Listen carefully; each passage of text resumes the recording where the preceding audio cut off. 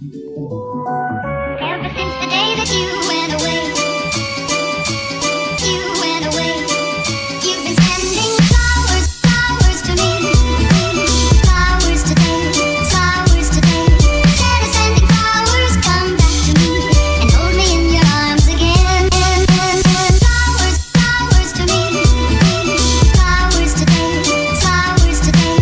Instead of sending flowers, come back to me and hold me in your arms.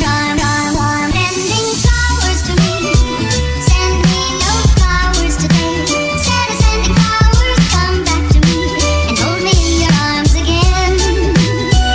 You've been sending flowers to me, send me no flowers today and hold me in your arms again.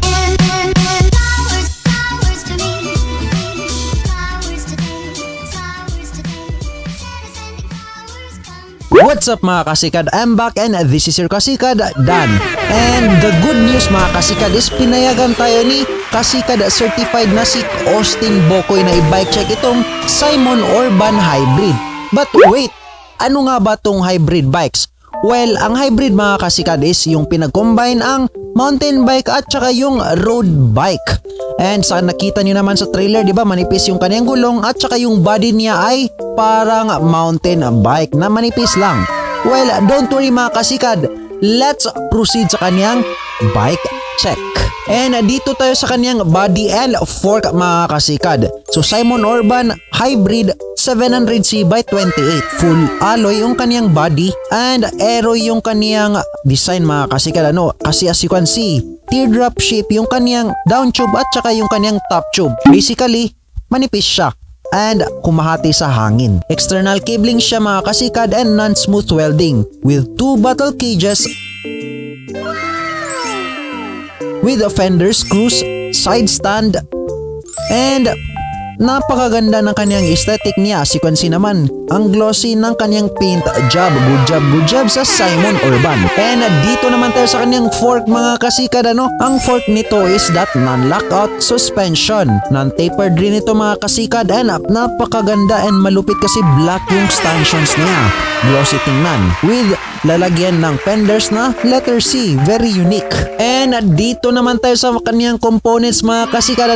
Let's proceed. Ang handlebar niya mga kasikad is galing sa Simon and pares siya. Ang ganda-ganda to at very comfortable pag nira-ride mo, especially sa mga beginners na nanonood ngayon. Ang kanyang grips naman mga kasikad is gel type and napakalambot rin ito mga kasikad, hindi siya masakit sa kamay. Simon yung stem niya and positive yung kaniyang pares. FT naman yung brand ng kaniyang top cup at ngayon ko lang yan narinig. Ewan ko if maganda ba to or hindi. Napakataas ang kaniyang spacers which is a good sign naman para sa hindi masakit yung likod mo. And seat tube mga kasikad is Simon ordinary lang ito as you can see naman. And yung kaniyang saddle naman mga kasikad is generic. Basically, walang brand. Common type naman yung kaniyang saddle adjuster at madali itong ma-low straight mga kasikad. Better to upgrade this. And quick release na rin ito. And dito naman tayo sa kaniyang pedals mga kasikad. Ang pedals niya mga kasikad is naka plastic type with reflectors at generic na rin ito. So walang brand din. Well, dito naman tayo sa kaniyang drive chain. Isa sa mga pinaka-importanting parts sa bike natin. Ang shifters niya mga kasikad is Saigwan yung brand and 3x8 speed ito. Non-combo shifters. Maganda siya mga kasikad kasi non-combo shifters meaning ready to upgrade ka na sa hydraulic brakes. Brake levers nito mga kasikad is generic and mechanical ito. Sa tingin ko madali ito masira kasi plastic yung feelings niya kapag nasubrahan mo ng piga. Well, masisira talaga tong plastic na brake levers. Advice ko lang dito mga kasikad is upgrade ka na lang sa kaniyang hydraulic brakes. Ang kaniyang FD naman mga kasikad is naka-brand na 42T Power. Ewan ko kung anong brand ito, ngayon ko lang to narinig at hindi ko alam yung performance niya. Well, later i-interview natin yung user boxer ng Simon Urban Hybrid. Ang crank naman niya mga kasikad is alloy and 3x2 mga kasikad and generic rin ito. Wala siyang brand and sad to say mga kasikad hindi ko nabilang yung kanyang teeth. So sorry.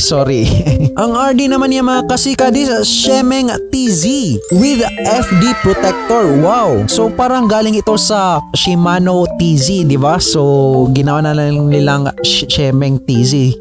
And yung kaniyang cogs naman mga kasikad is 11 to 28T. But wait, this is an generic cogs. Also mga kasikad, thread type rin ito. Ito yung old mechanism. Mas maganda yung cassette type ka sa thread type. Diba? Yung chain naman niya mga kasikad is narrow Z. So medyo sikat din tong narrow Z sa mga budget bikes, diba? And yung kanyang mechanical brakes naman mga kasikad is tong and same din ito sa Simon switch. Yung rotors naman niya mga kasikad is 160mm and generic rin ito. Yung hubs naman niya mga kasikad is thread type, bolt type, or quick release type ready na to. And wala siyang brand as you can see naman. And there you have it mga kasikad, ang Simon Urban Hybrid bike check natin. Well, sa next video natin mga kasikad is i-test ride natin ito. So alika at samahan nyo ako sa test ride natin.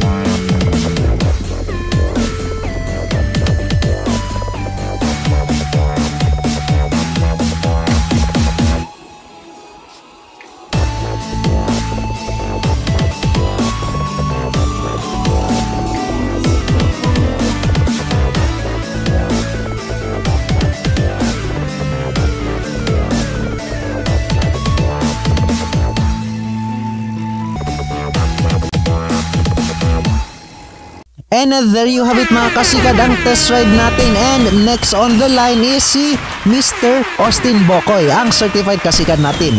So Mr. Austin Bokoy in the line. My name is Jano Sinjay Bukoy. Nagbabike po ako from Panagdait to Banilad. Ginagamit ko to araw-araw kasi iwas traffic, iwas sa usok din, and then exercise na din sa health natin. Advantage ng ang bike, magaan lang siya, and then smooth lang ang dagan niya. So ang advantage ng this one is yung shock niya is matigas, and then yung chain niya tumatalon kasi if nagkakambyo ako sa mali talaga. Yung tires niya is manipis lang, and then madali lang siya and then yung brake niya hindi talaga kumakagat sa pagpreno natin. Pangit po ang pagpreno niya. Puan niya is pangit yung puan niya. Tumatama kasi sa legs ko. Masakit once long ride na. Araw-araw ko din yung ginagamit sa work. Shout out to my family, Bukoy's family and Jimenez family, and shout out to my two brothers in Zamboanga, Justin and then Mark. See you soon and stay safe bro. And Christian Enriquez and Mike Hipolito, Leobert Pasanting and Christian Colonia and Ronald Colonia. So and my girlfriend Cherry Perez. And that's it mga kasikad. Give this video a thumbs up kung nagustuhan nyo at thumbs down kung hindi nyo nagustuhan, at comment down below na rin para mabigyan natin yan ng solusyon. Make sure na rin to subscribe and share this video sa Facebook nyo para marami na rin mga kasikad ang makapanood nito. And maraming salamat nga din pala sa lahat ng mga sumusuporta sa My Bike channel. And once again, this is Danny, your Kasikad Bisda. See you in the next video. Maraming salamat po and daghang salamat. Peace mga kasikad.